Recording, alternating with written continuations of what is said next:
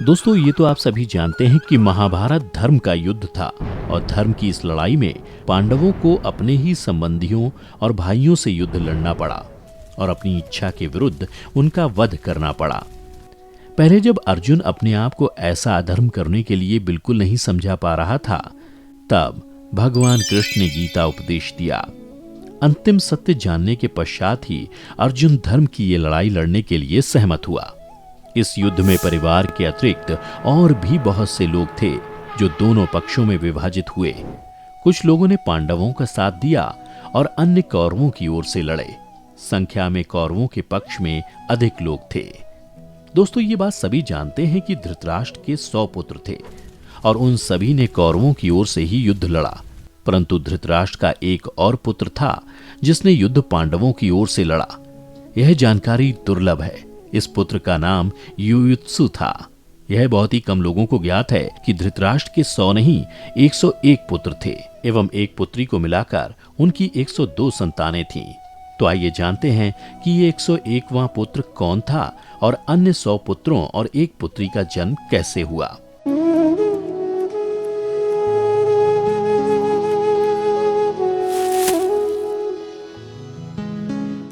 द्वापर युग में एक बार महर्षि वेदव्यास हस्तिनापुर पधारे। गांधारी ने पूरे समर्पण के साथ उनकी सेवा सत्कार किया। महर्षि गांधारी की सेवा से बहुत प्रसन्न हुए और वरदान मांगने के लिए कहा। तब गांधारी ने अपने पति धृतराष्ट्र के समान बलवान 100 पुत्रों का वरदान मांगा। महर्षि ने गांधारी की इच्छा अनुसार वरदान तो दे दिया और गांधारी गर्भवती भी हुई, परंतु गर्भ 2 वर्ष तक पेट में ही रहा। तब गांधारी ने क्रोध के कारण अपने गर्भ को गिरा दिया। ऐसा करने पर उनके पेट से लोहे के समान मांस का पिंड निकला। महर्षि वेदव्यास अपनी दिव्य दृष्टि से यह दृश्य देख चुके थे और वे उसी क्षण गांधारी के पास पहुंच गए और गांधारी से 100 पिंड बनवाकर उनमें घी भरने का आदेश दिया। साथ ही महर्षि ने मांस पिंड पर जल छिड़कने के लिए कहा। जैसे ही मांस पिंड पर जल छिड़का गया तो वो 101 टुकड़ों में विभाजित हो गया। महर्षि ने इन पिंडों को घी से भरे कुंडों में डालने के लिए कहा और कुंडों को 2 साल बाद खोलने का आदेश दिया। महर्षि के कहे अनुसार जब 2 साल बाद इन कुंडों को खोला गया, तब इनमें से सबसे पहले दुर्योधन और फिर 99 पुत्र और एक पुत्री का जन्म हुआ। इस पुत्री का नाम दुश्शला था। तो इस प्रकार धृतराष्ट्र को महर्षि वेदव्यास के आशीर्वाद से 101 संतानें प्राप्त हुईं। रोचक बात यह है कि जब दुर्योधन का जन्म हुआ, उसी क्षण पांडु के यहाँ भीम का भी जन्म हुआ। अब जानते हैं धृतराष्ट्र के एक अन्य पुत्र के विषय में जिसका जन्म गांधारी के गर्भ से नहीं हुआ था। दोस्तों, आपको जानकर आश्चर्य होगा कि धृतराष्ट्र का ये पुत्र एक दासी से उत्पन्न हुआ था।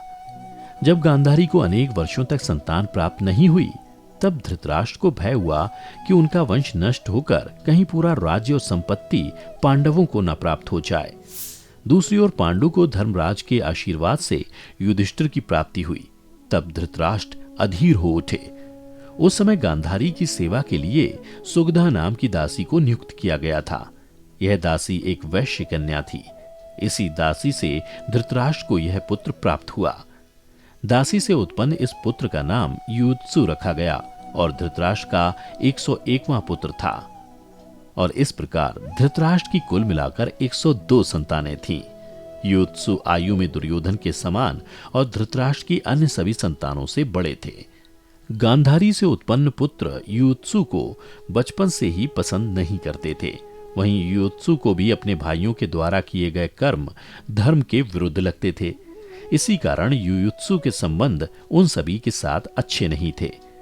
महाभारत युद्ध के आरंभ में जब घोषणा हुई कि जिसको जो पक्ष चुनना है वो उधर जा सकता है, तब युयुत्सु पांडवों की ओर आकर खड़ा हुआ।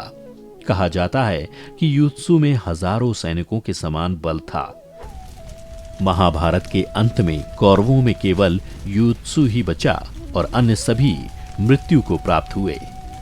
तो मित्रों, उम्मीद करता हूं कि आपको हमारी ये वीडियो पसंद आई होगी। अगर पसंद आई हो तो इसे अपने दोस्तों और रिश्तेदारों के साथ शेयर करें। साथ ही ऐसी ही पौराणिक और धार्मिक जानकारी के लिए हमारे YouTube चैनल कृष्ण लीला को अभी सब्सक्राइब करें। फिलहाल आज के लिए इतना ही। अब हमें इजाजत दें। आपका बहुत बहुत शुक्रिया।